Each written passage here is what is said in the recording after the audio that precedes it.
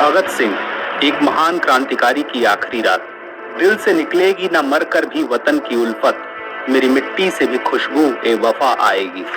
तारीख थी 23 मार्च 1931। इस दिन स्वतंत्रता के लिए बलिदानी की एक ऐसी कहानी सामने आई जिसने देश को ही नहीं पूरे विश्व को झकझोर कर रख दिया। यह कहानी थी 3 युवा क्रांतिकारियों, भगत सिंह, सुखदेव और राजगुरु की, जिन्होंने इतिहास के पन्नों में अपना नाम स्याही से नहीं बल्कि अपने लहू से दर्ज कराया। उनके शौर्य और वीरता की गाथा ऐसी थी कि उन्हें अधीनता स्वीकारने के बजाय फांसी को चूमना ज्यादा बेहतर लगा।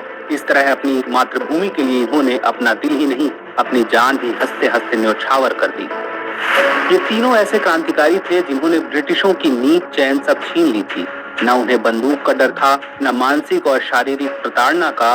ऊपर से वे न केवल खुद ऐसे कारनामे करते बल्कि उन्हें देख सैकड़ों हजारों युवा भी स्वतंत्रता आंदोलन में अपनी बलिदानी के लिए तैयार होते थे। ऐसे में उन्हें चुप कराना जरूरी था। ब्रिटिशों को उन्हें चुप कराने का मौका भी मिल गया, पर क्रांति भी कहीं खामोश होती है क्या? ब्रिटिशों ने लाहौर षड्यंत्र केस के मामले में इन पर मुकदमा चलाया। यह मुकदमा इन पर वर्ष 1928 में लाहौर में ब्रिटिश पुलिस अधिकारी जॉन सैंडर्स की हत्या के आरोप में चला। यह हत्या भगत सिंह, राजगुरु और अन्य लोगों द्वारा लाला लाजपत राय की मौत के प्रतिशोध के रूप में ली गई थी, जो साइमन कमीशन के खिलाफ विरोध प्रदर्शन के दौरान पुलिस लाठीचार्ज के दौरान गंभीर रूप से घायल हो गए थे। लेकिन इस केस की कहानी यहाँ से नहीं शुरू हुई थी। इस केस की कहानी शुरू हुई थी वर्ष 1929 में दिल्ली में केंद्रीय विधानसभा पर बमबारी की घटना से। 8 अप्रैल 1929 को दमनकारी सार्वजनिक सुरक्षा विधेयक और व्यापार विवाद अधिनियम के विरोध में भगत सिंह और बटुकेश्वर दत्त ने बाहरी ब्रिटिश सरकार को सुनाने के लिए केंद्रीय विधानसभा में बमबारी को अंजाम दिया। अपनी आवाज को जन जन तक पहुंचाने के लिए इन्होंने मौका होते हुए भी वहां से भागने की कोशिश नहीं की, बल्कि वे गिरफ्तार हुए और अदालती कार्यवाहियों से, अखबारों से अपने विचार लोगों तक पहुंचा कर पूरे देश में राष्ट्रवादी भावना का प्रचार किया। इससे ब्रिटिशों का रोष और बढ़ गया। ब्रिटिश जब इनके विरुद्ध केंद्रीय विधानसभा मामले में हिंसक गतिविधियों का आरोप नहीं लगा पाए तो भगत सिंह के विरुद्ध जांच तेज कर दी। ब्रिटिशों की जांच में सैंडर्स हत्या में भगत सिंह, राजगुरु और सुखदेव का नाम आया। इन पर 1930 के अध्यादेश के तहत स्थापित एक विशेष ट्रिब्यूनल में मुकदमा चलाया गया। इसी ट्रिब्यूनल ने तीनों क्रांतिकारियों को जॉन सैंडर्स की हत्या सहित विभिन्न आरोपों का दोषी मानते हुए फांसी की सजा सुनाई। यह खबर जैसे ही अदालती दीवारों से बाहर गई, पूरे देश में मातम और आक्रोश का मिला जुला रूप देखने को मिला। 7 अक्टूबर 1930 यह वह दिन था जिस दिन उन्हें फांसी की सजा सुनाई गई थी। उस दौरान गांधी बिन वार्ता का दौर चल रहा था। 5 मार्च 1931 को इन तीनों क्रांतिकारियों की फांसी रुकवाए बिना गांधी ने वायसराय इरविन से समझौता भी कर लिया। इस घटना के बाद पहली बार गांधी को लोगों ने काले झंडे दिखाए, पर गांधी की लाख कोशिशों के बावजूद इनकी फांसी रुकवाई नहीं जा सकी। उनके फांसी की तिथि 24 मार्च 1931 को होनी थी, पर देश में कहीं विद्रोह न भड़क उठे, इस डर से ब्रिटिशों ने एक दिन पहले ही इस घृणित कृत्य को अंजाम दे दिया।